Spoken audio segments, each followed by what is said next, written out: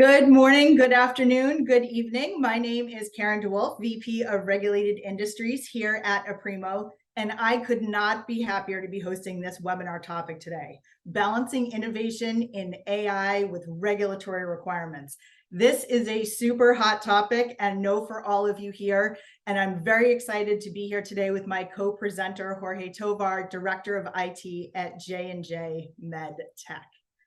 So thank you all for joining us today. This is really exciting. Again, looking forward to this discussion. The first thing I want to say is this is going to go by very fast. 30 minutes and talking about something that is top of mind for all of us is going to seem like it goes by in an instant, but fear not. This is the beginning of our conversations, not at the end. What's going to happen is we're going to tee up this topic today, and we're hoping to have some follow-up presentations on this in the coming months so that we can gauge where people are going forward. Just a couple of things, some housekeeping before we get started. Please, while we do this, submit any questions you have in the Q&A box. We will be answering questions in real time as we will and at the end of the session. So get them in there. I know Jorge's looking forward to answering your questions, as am I. Second, please keep an eye out for a couple of polls. We want to gauge where you are and we want to ask some thought-provoking questions. So when you see those up there, please participate. We'd love to gauge where you are in your AI journey so that we can tailor our discussion specifically for the audience. The other thing I'd like you to keep an eye out for is we are going to be sending an exclusive CMO playbook after this. It will be in your email tomorrow, so please look out for that after the session. Lastly, please make sure to fill out our short survey that will appear once the session concludes. We'd love to hear your feedback and what you're interested in learning for more of our follow-on webinars that we do. So again, my name is Karen DeWolf. Jorge, if you'd like to say a quick hello, we'll get started. Hi, everyone. Thank you for having me and thank you for attending today. Really excited for this conversation. Cool. All right, Jorge, let's get to the fun part because this is what we are all here for. In my opinion, there is not a more exciting topic right now than AI, and I think everyone can probably agree with that. You can be for it, you can be afraid of it, you can be a champion, you can be curious, but the one thing that you can't be is not informed. So what Jorge and I plan to do for the next 30 minutes is provide you with some valuable information that's going to hopefully get you thinking. The first thing that we want to do as we get into this is gauge where you all are in your AI journey. So we're going to put up a quick poll question before we get to these numbers. Based on that, we'll get on with the rest of the conversation.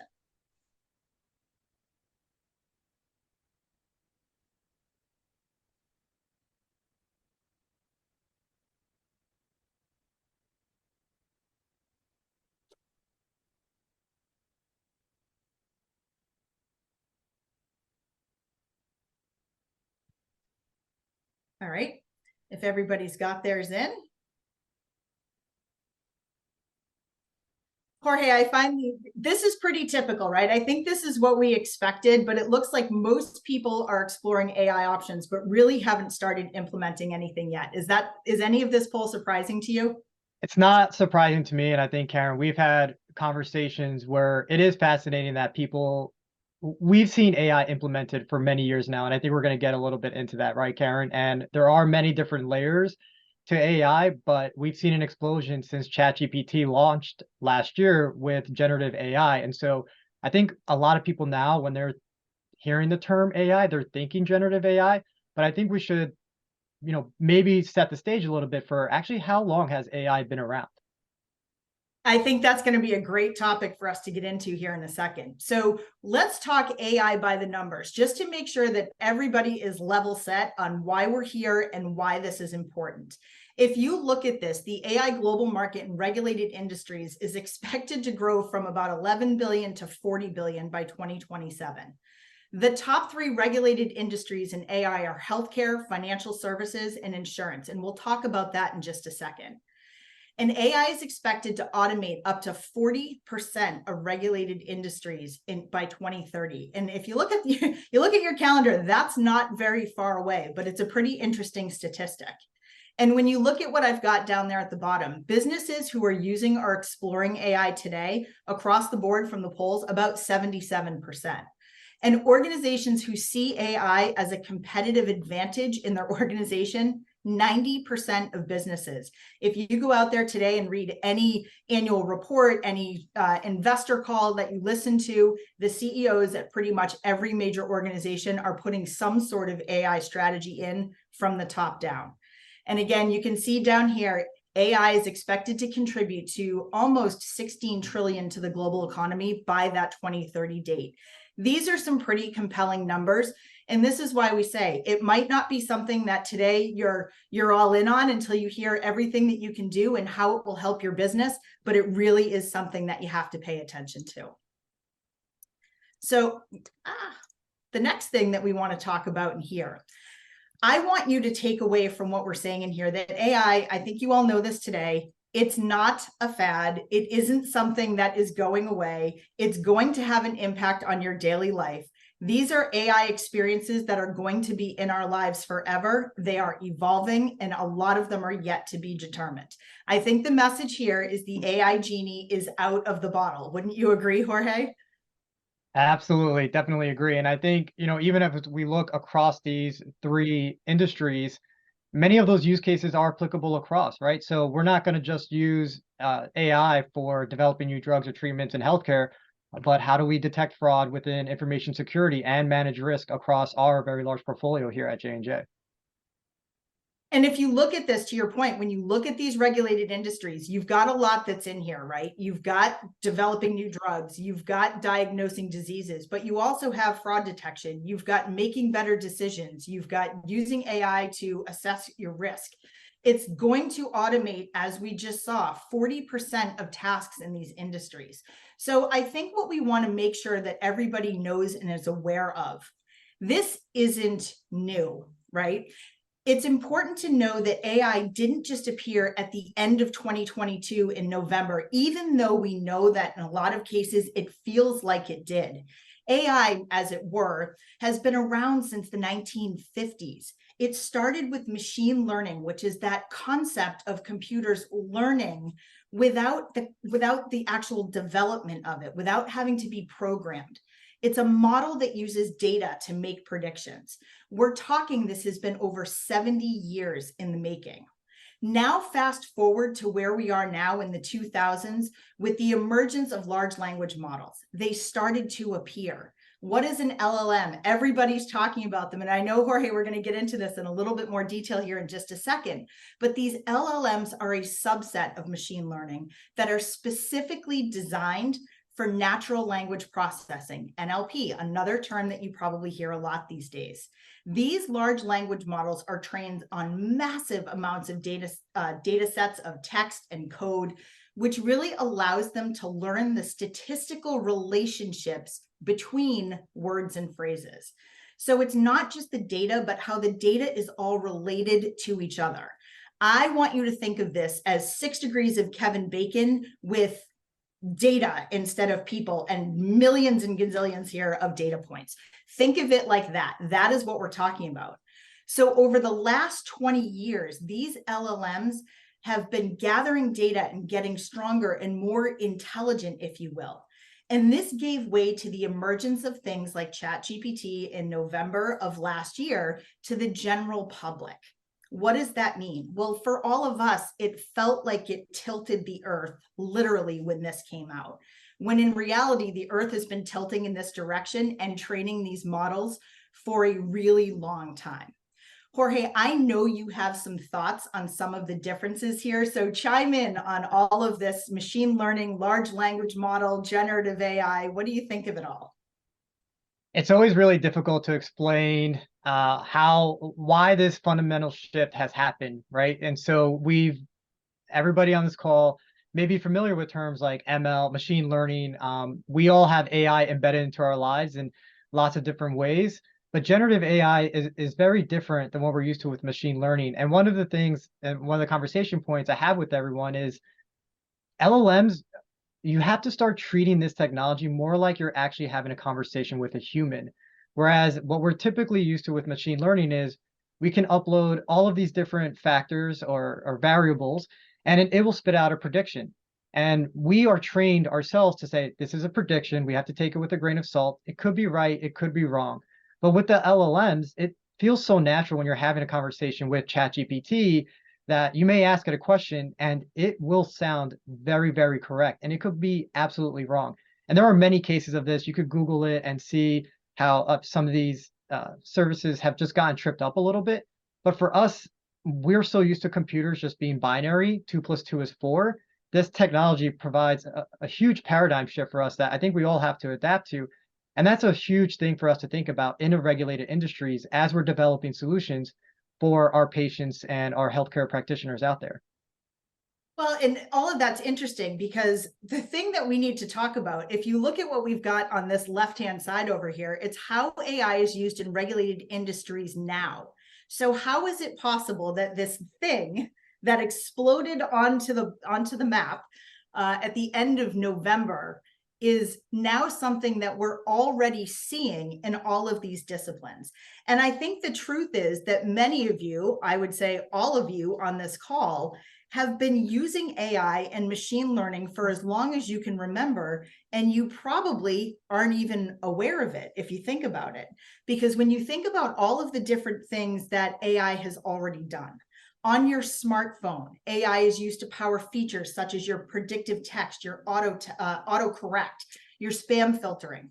On your social media platforms, it's used to recommend content to your users, detecting harmful content, personalizing user experiences. Your email, it's used to filter your spam. Navigation apps, it's telling you where live traffic is, suggesting alternate routes to you.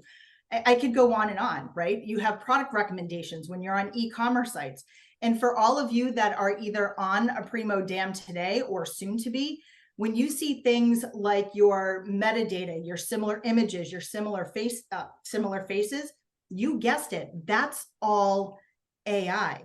So really what we want to talk about here is what has the shift been? Because again, these are all of the ways it's been used today. You use it in your daily life. The big difference has been in the word generative. It's been in the talk track of understanding and knowing that while you can use data and you can use these relationships in the data to make decisions and to offer suggestions, we are now in a world where you have the ability to have your AI develop content. So Jorge, give me a couple of data points here on why that's a little scary and a little different than supplementing your metadata and, you know, showing you something similar in your database. What's the generative part of it that's making everybody a little nervous in regulated industries? Yeah, I can already feel my blood pressure rising as we talk about content generation for regulated industries. We know this technology, it can hallucinate, right? So we can ask it, please generate content for XYZ. And there's a chance it could get it wrong. It could make claims that may be false or true. And so I start to think, well, that it's very risky if we start to trust this technology too much. And so we can't take away that human touch at the end to, yes, maybe we can create content faster in a regulated industry like healthcare. But at the end of the day, we still have to rely on our experts to fact check it and ultimately make sure that it is accurate before we, release it to the wild. And so it's very exciting because we can generate content a lot quicker. So we talked earlier about how do we personalize content. I know, Karen, you had mentioned that. So it is really exciting for us to say we can make a lot more content. It can be very purpose specific. We can really have that one-on-one conversation with a customer or a patient. But at the same time, it's very risky because it doesn't always mean it's right just because it generated something in a fraction of a second. So it's interesting that you say that, because I think the thing that we need to talk about here are what are the benefits of it in regulated, because there's the scary side of it, right? There's the unknown side of it that we're all trying to navigate. But there are some very clear benefits to having and using AI in regulated. And I think you just hit upon some of those. So let's dig into a few. When we talk about improved compliance, generative AI can help the businesses automate and streamline some of those compliance processes that you're talking about today, such as generating the regulatory reports, identifying and mitigating any risks that you might have, conducting due diligence, making sure you didn't forget any tasks, looking at everything you've done and making sure that everything that needed to get done from a checklist, standpoint and a workflow has been completed. And this can help businesses really reduce the risk of having non-compliance, fines, and improve their overall reputation. So I think, to your point, we can get to some of this improved compliance quicker and with checks in place, but we can't necessarily and don't want to cut out that human element. Would you agree with that?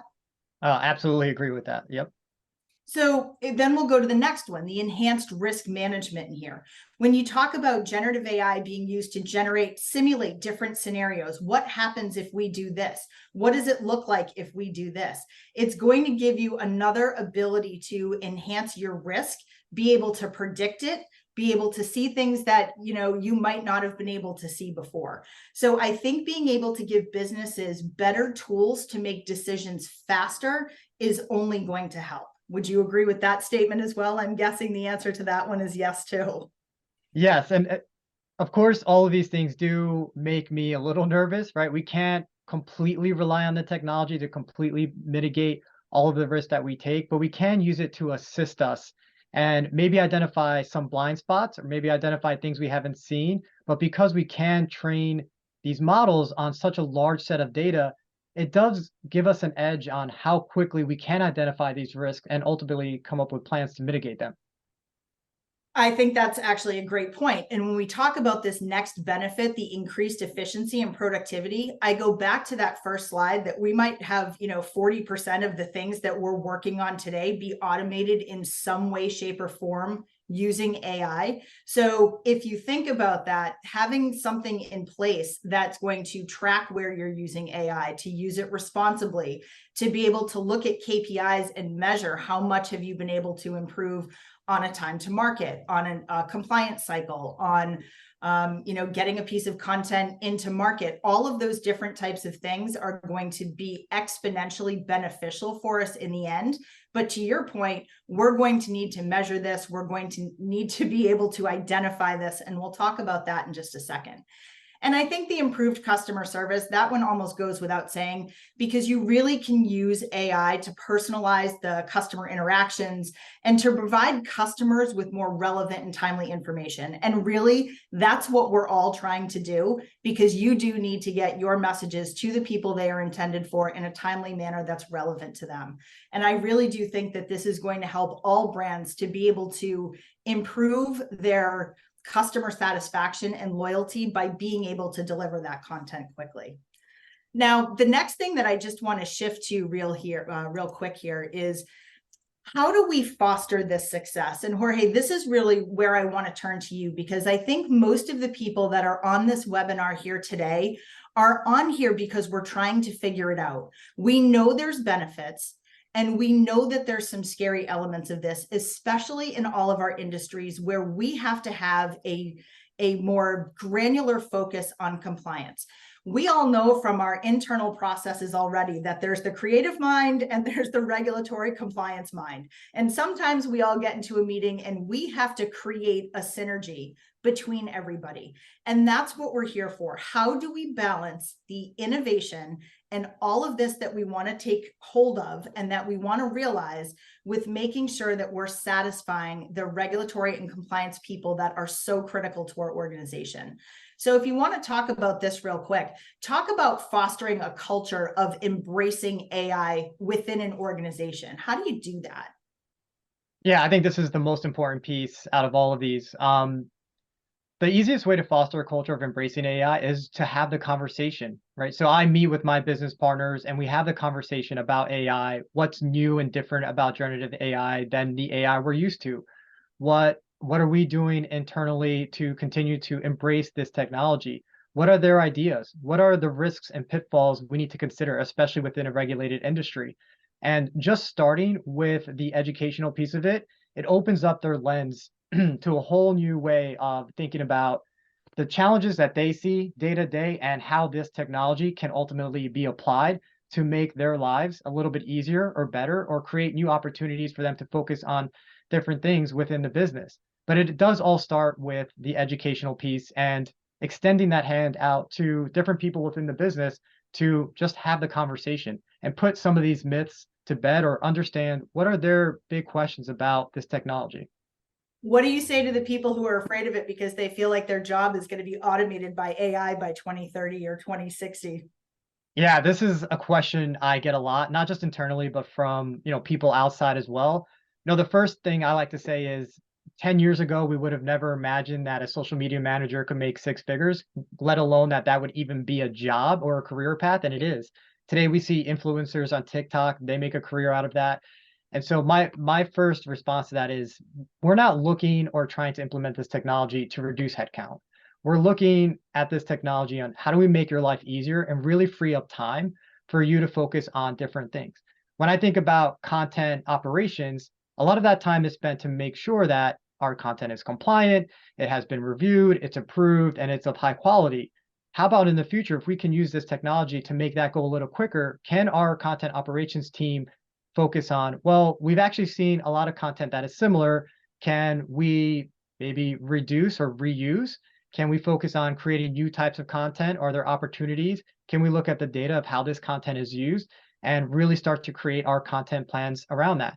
But until we can get to a place where this technology can be used to make our lives a lot quicker and faster, it makes it very hard to balance all of those priorities at once. So what I would say is embrace AI, train yourself on it, and those who learn how to embrace it and use it will continue to have secure career paths within any organization. I would agree with that. And I think one of the quotes that you and I talked about, it's not that your job is going to be replaced by AI, but your job could be replaced by someone who is proficient in AI, right? That might Yep. be more of the accurate statement. On this next pillar that we see here, the rapid evolution of the technology, this is an interesting one because as we know, the capabilities of AI change daily. I just received some notifications, as I'm sure most people did, of new features, new technologies, new things that are coming out, whether it's images, whether it's videos, whatever it is that is coming on a daily basis. How do you keep up with it, not on a personal level, but at a business level? Is there going to be a new, where there was no social media manager before?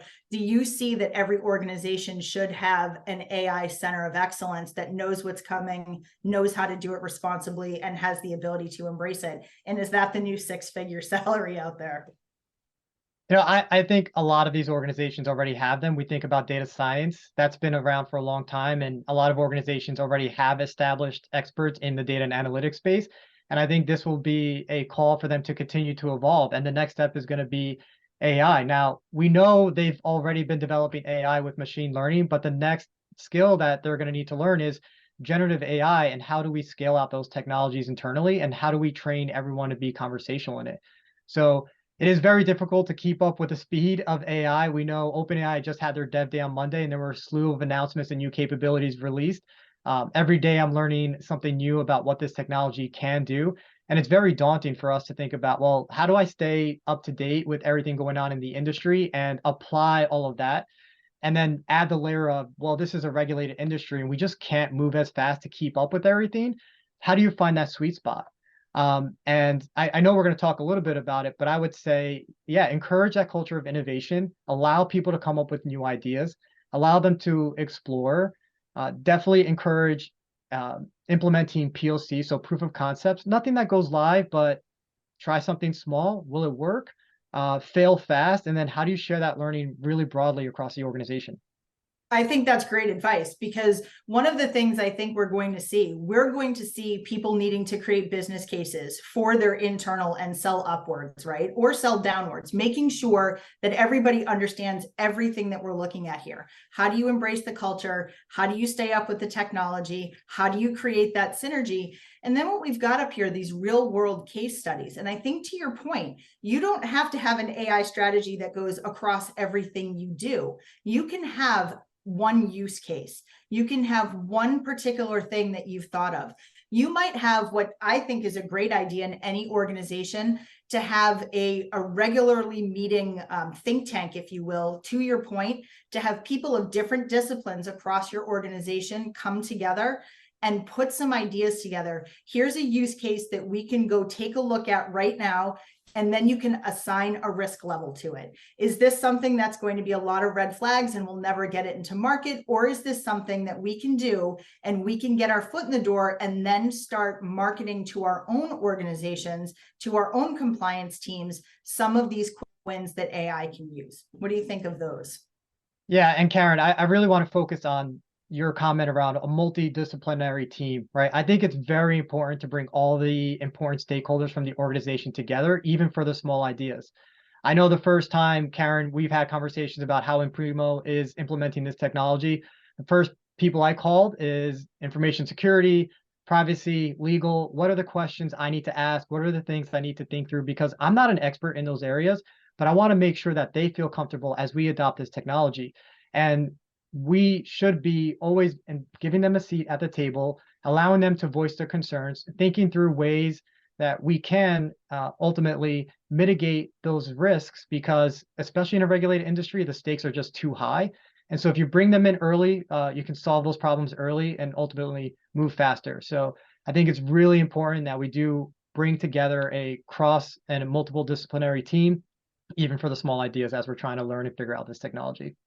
And I think, this is where we want to really hone in on, right? How do we start? Because we know that you've got some four main themes to why this is risky. It's a compliance risk, it's an accuracy risk, it's a bias risk that people need to pay attention to, or it's a security risk. But we've just talked about the benefits, I think, that can far outweigh these. So let's talk about how we can do these, Jorge. I know we're short on time here and we're going to get to some of these questions, but if you can just, start small, give us some of your feedback on this slide of where to start and how do you get this conversation going so that when we do this webinar in January, again, as a follow-up like we're planning, we can see that people have moved forward, started small, and been able to make a difference. Yeah, so I think if you're interested in adopting AI within your organization, starting small with some of those informal educational sessions, trying to educate your partners about what this technology is, start there. You will see that the ideas of how this technology can be applied just come to life. You won't need to sit there and think of ideas. Once people understand how this technology can help them, you will have a flood of ideas. Get buy-in from the stakeholders. So bring everyone to the table, business partners, information security, privacy, legal, quality, to make sure that you're thinking of all the different ways and all the different angles, so that ultimately when you come together with a product or solution, whether it's internally focused or externally focused, you've covered all your bases. And that really is around being transparent, right? So how are you going to use AI? What data are you collecting?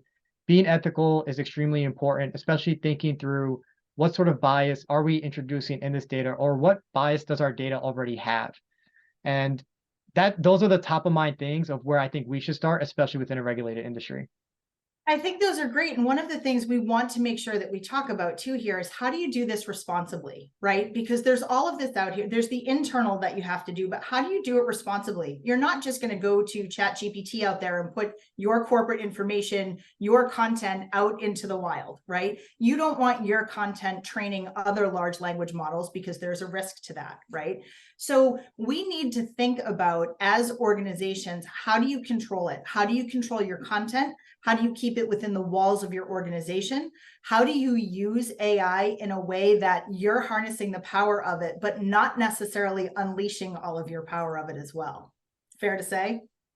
Definitely fair to say. And those are definitely the first questions I ask with vendors who say they are developing some of these new capabilities, right? Can you take me through how you've implemented this technology, the architecture, the data sharing models? How is our privacy going to be ultimately protected? And again, I'm armed with those questions because I've had the opportunity to talk to my security, privacy, and legal teams. But those are that's where you should start as you're thinking about some of this technology. And here's some of the Q&A that we have here. So I'm going to kick this off a little bit. Do you see that RFP processes, things like that of the future, will have an AI tab? And I can tell you I've already seen those, but you will have what happens to my data, how contained is my data.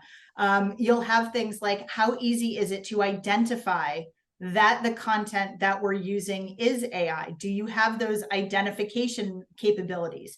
Can you tell me if a piece of content that we're working on in a review process has been AI influenced in any way, shape, or form? There's a lot of questions that I think we're going to see start to be standard questions.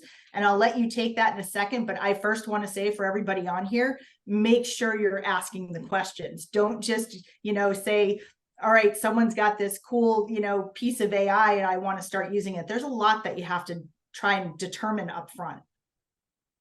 Yeah, I absolutely want to see these elements be baked into our RP, into our service agreements. I still have questions on if we're using this technology and we're helping the model or training the model on top of it, whose IP is that, right? I'm giving you data.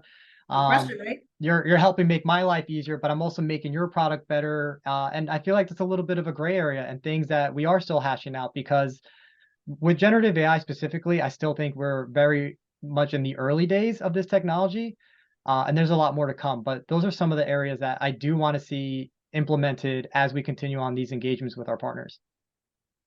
I think it's going to be changing right before our eyes, and what we think today is probably going to be different tomorrow. So let me ask you this next one. What advice would you offer to other regulated industry professionals who are looking to adopt it in content operations, but they really need something that's transparent and a robust detection mechanism to meet that requirement?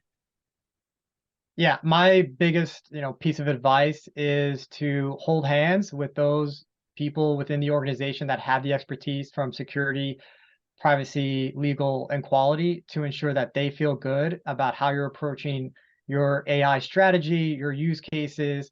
Ultimately, those are the people that are going to help protect you and do this in a safe way that protects the company, our customers, our patients, our doctors, or whatever the end user is in your specific industry. So you cannot tackle AI on your own. You have to do so with the support of the organization behind you. Agreed. And I know that we're a little bit over here, Jorge. If there's other thoughts that you want to make sure you get out, or other questions that you can see in the Q&A, please take a look at those. But I just want to tell everybody, again, I told you 30 minutes was going to go by in a flash. This is a hot topic and we can be talking about this, forever. But really what Jorge and I wanted to do was to get everybody together and to get everybody to start thinking about all that needs to go into this. Neither one of us think that you should just, dive in with your eyes closed. You have to be eyes wide open of everything that you're doing. We think with anything, you need to have a plan, you need to have a strategy, and you actually have to make the effort of getting everybody together inside of your business. And this was the first piece of that conversation, just to make sure everybody knew and understood where we are and where it's going and where other regulated industries are at. What we'd like to do is in January have a follow-up. The poll questions that we will go with then are going to be, have we moved the needle? Have we started any of these conversations? And I think what Jorge and I would like to get to is, how do you get into the actual how-to of each of these things? What are some of the start smalls? What are some of the things from a technology standpoint you can be putting into place, and really what you should be thinking about more at a micro level than the macro level that we're bringing here today. So Jorge, any final thoughts would be fabulous from you as well. No, thank you for the opportunity. This is an exciting topic. As you could tell, the time did go fast, and I feel like we could sit here I told and you it have a would. conversation for 30 more minutes. But this was fun, and this is an area that I'm sure by the time, if we meet again in January, there will be 10 to 15 things that have changed our ideas and thoughts on AI, and we might be having a slightly different conversation. But I'm really excited to continue and keep this conversation going. So I look forward to see the impact of AI over the next couple of years, or the next couple of months, to be completely honest. And it is something that I wake up every morning and I'm excited to think about, how do we continue to use this technology within our industry. I couldn't agree more. So just a couple of housekeeping things. We will send out this recording. There are a number of questions in the Q&A that we didn't get to. We kind of knew that that was going to be the case. A lot that we wanted to get out here today. We will get that to you. You will be receiving that exclusive content. which is going to give you a CMO playbook that I think will give you some of these themes in here. The other thing is please stay tuned for the survey at the end too, so that we can deliver content to you that is relevant, that's exciting, and really helps you put some actionable intelligence in place from us to you so that you can go back to your desk and get your head down and start working on things that excite you and matter. So we really thank you for this time.